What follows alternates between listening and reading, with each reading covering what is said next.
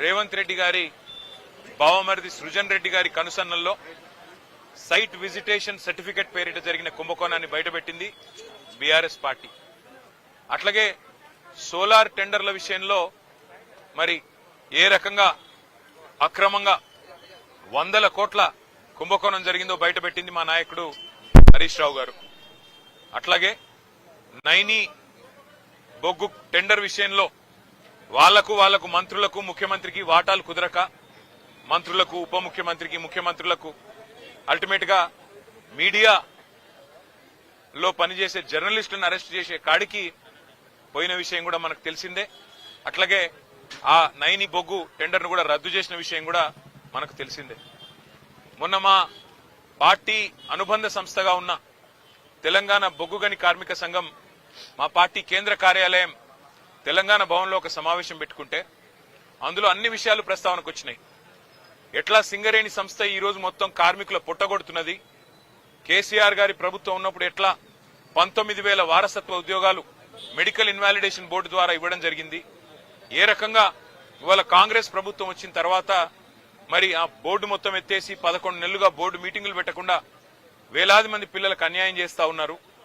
అన్యాయం చేయడమే కాకుండా గతంలో కేసీఆర్ ప్రభుత్వం ఇచ్చిన ఉద్యోగాలు మెడికల్ ఇన్వాలిడేషన్ కింద 19,000 ఉద్యోగాలు ఏదైతే ఇచ్చారో వాటి మీద కూడా విజిలెన్స్ ఎంక్వైరీ చేపిస్తామని చెప్పి అసెంబ్లీలో ఉప ముఖ్యమంత్రి బట్టి విక్రమార్క గారు ఏ మాట అయితే చెప్పారో ఇవన్నీ కూడా ఇవాళ సింగరేణిలో కార్మికుల్లో అక్కడుండే ప్రజల్లో కలవరాన్ని రేకెత్తిస్తా ఉన్నాయి. అదే సమావేశంలో మా సోదరుడు మాజీ ఎంపీ ఆ పెద్దపల్లి పార్లమెంట్కి అట్లాగే మాజీ ఎమ్మెల్యే చెన్నూరు సోదరుడు బాల్కా సుమన్ గారు కార్మికుల ఆవేశాన్ని కార్మికుల యొక్క ఆక్రోశాన్ని దృష్టిలో పెట్టుకుని మరి మాట్లాడిన విషయం మీకు తెలుసు.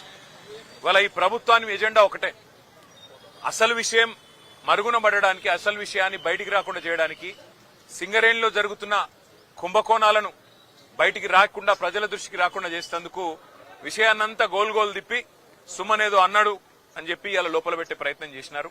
వాళ్ళ చెంచల్ కూడా జైల్లో పెట్టారు. మరి ఆయన మీద ఇష్టమున్న కేసులు ఇష్టమున్న సెక్షన్లు కూడా పెట్టినారు. చివరికి మెజిస్ట్రేట్ గారు కూడా మందలించి పీడీపీపీ ఎట్లా పెడతారు మీరని చెప్పి తీసేసిన పరిస్థితి మనం చూస్తా ఉన్నాం. సోదరుడు సుమన్ చేసిన వ్యాఖ్యల్లో ఏమన్నా తప్పు ఉన్నదని ప్రభుత్వం భావిస్తే నేను ప్రభుత్వాన్ని ఒకటే అడుగుతా ఉన్నా. మరి కాంగ్రెస్ పార్టీ యొక్క పెద్దలు ఇవాళ ముఖ్యమంత్రిగా ఉన్న రేవంత్ రెడ్డి ఆ రోజు మల్కాజ్గిరి పార్లమెంట్ సభ్యుడిగా పీసీసీ అధ్యక్షుడిగా ప్రగతి భవన్ అంటే ముఖ్యమంత్రి గారి అధికారిక నివాసం ప్రగతి భవన్ ని బాంబులతో పెట్టి పేల్చినా తప్పులేదు అన్నాడు. మరి ముఖ్యమంత్రి గారు మీ చర్యలు తీసుకోకూడదా? ఒక గౌరవ పార్లమెంట్ సభ్యుడిగా ఉంటూ పీసీసీ అధ్యక్షుడిగా ఉంటూ బాంబులు పెట్టి ముఖ్యమంత్రి అధికారిక నివాసాన్ని పేల్చేయాలే అని మాట్లాడిన రేవంత్ రెడ్డి శిక్షకు అర్హుడు కాదా? చెంచల్గూడకు మళ్లీ తిరిగి రావడానికి అర్హుడు కాదా? అట్లాగే బండి సంజయ్ కేంద్ర మంత్రిగా ఈరోజు ఉన్నారు.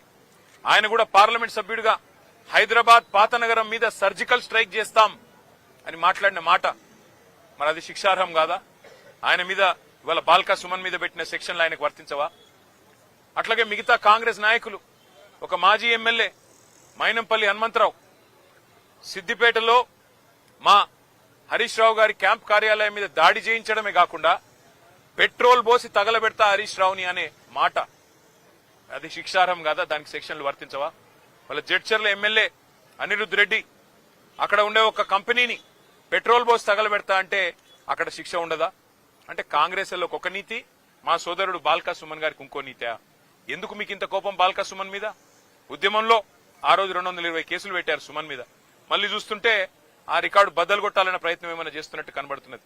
కానీ ఏదేమైనప్పటికీ ఒకటి మాత్రం పక్కా, సింగరేణిలో జరుగుతున్న బొగ్గు దోపిడీ, సింగరేణిలో ఏదైతే మొన్న మా నాయకులు బయట పెట్టినారో 40 లక్షల మెట్రిక్ టన్నుల బొగ్గు తీయనిది తీసినట్టు చూపెట్టి ఇవాళ 1600 కోట్ల గోల్మాల్ కార్యక్రమం ఏదైతే చేస్తున్నారో, సింగరేణి కార్మికుల పొట్టగొట్టే విధంగా బోర్డు పెట్టకుండా ఏదైతే సతాయిస్తున్నారో, విజిలెన్స్ ఎంక్వైరీ పేట వేధిస్తున్నారో, మీ కుంభకోణాల నుంచి దృష్టి మరల్చడానికి ప్రయత్నం చేస్తున్నారో దీన్ని వదిలిపెట్టం. మా సోదరుడు ధైర్యంగా ఉన్నాడు.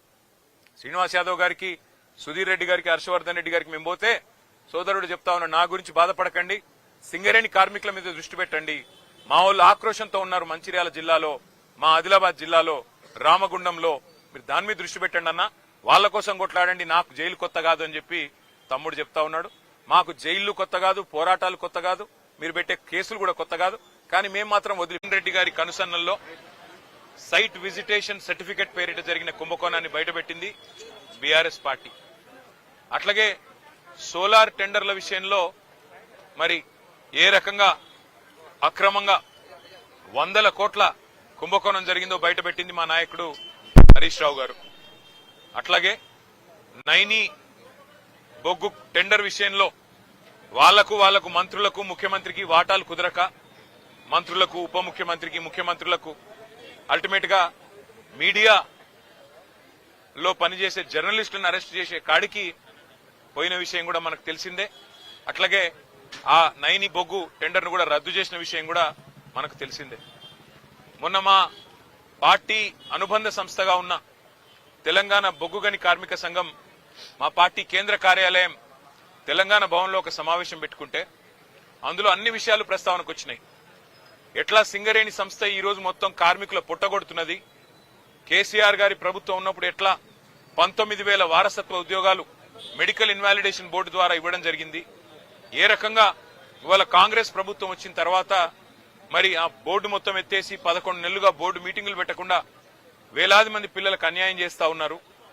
అన్యాయం చేయడమే కాకుండా గతంలో కేసీఆర్ ప్రభుత్వం ఇచ్చిన ఉద్యోగాలు మెడికల్ ఇన్వాలిడేషన్ కింద 19,000 ఉద్యోగాలు ఏదైతే ఇచ్చారో వాటి మీద కూడా విజిలెన్స్ ఎంక్వైరీ చేపిస్తామని చెప్పి అసెంబ్లీలో ఉప ముఖ్యమంత్రి బట్టి విక్రమార్క గారు ఏ మాట అయితే చెప్పారో ఇవన్నీ కూడా ఇవాళ సింగరేణిలో కార్మికుల్లో అక్కడుండే ప్రజల్లో కలవరాన్ని రేకెత్తిస్తా ఉన్నాయి.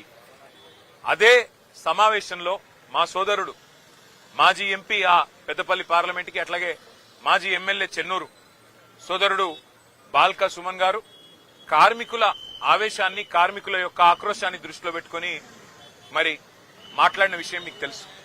ఇవాళ ఈ ప్రభుత్వాన్ని ఎజెండా ఒకటే, అసలు విషయం మరుగున పడడానికి, అసలు విషయాన్ని బయటికి రాకుండా చేయడానికి, సింగరేణిలో జరుగుతున్న కుంభకోణాలను బయటికి రాకుండా ప్రజల దృష్టికి రాకుండా చేసేందుకు విషయాన్నంతా గోల్ తిప్పి సుమన్ ఏదో అన్నాడు అని చెప్పి ఇలా లోపల పెట్టే ప్రయత్నం చేసినారు. వాళ్ళ చెంచల్ కూడా జైల్లో పెట్టారు. మరి ఆయన మీద ఇష్టమున్న కేసులు ఇష్టమున్న సెక్షన్లు కూడా పెట్టినారు.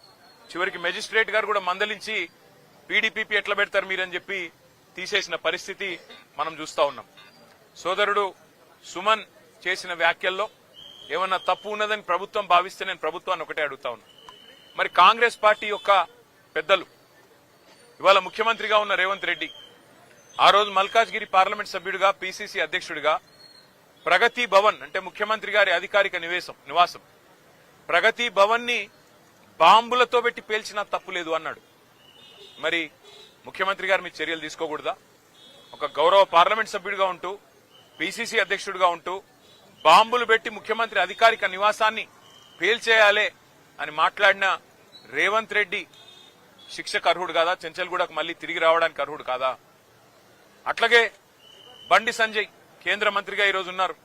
ఆయన కూడా పార్లమెంట్ సభ్యుడిగా హైదరాబాద్ పాత నగరం మీద సర్జికల్ స్ట్రైక్ చేస్తాం అని మాట్లాడిన మాట మరి అది శిక్షార్హం కాదా? ఆయన మీద ఇవాళ బాల్కా సుమన్ మీద పెట్టిన సెక్షన్లు ఆయనకు వర్తించవా? అట్లాగే మిగతా కాంగ్రెస్ నాయకులు ఒక మాజీ ఎమ్మెల్యే మైనంపల్లి హనుమంతరావు సిద్దిపేటలో మా హరీష్ రావు గారి క్యాంప్ కార్యాలయం మీద దాడి చేయించడమే కాకుండా పెట్రోల్ పోసి తగలబెడతా హరీష్ రావుని అనే మాట అది శిక్షార్హం కాదా? దానికి సెక్షన్లు వర్తించవా? వాళ్ళ జడ్చర్ల ఎమ్మెల్యే అనిరుద్ రెడ్డి అక్కడ ఉండే ఒక కంపెనీని పెట్రోల్ పోసి తగలబెడతా అంటే అక్కడ శిక్ష ఉండదా?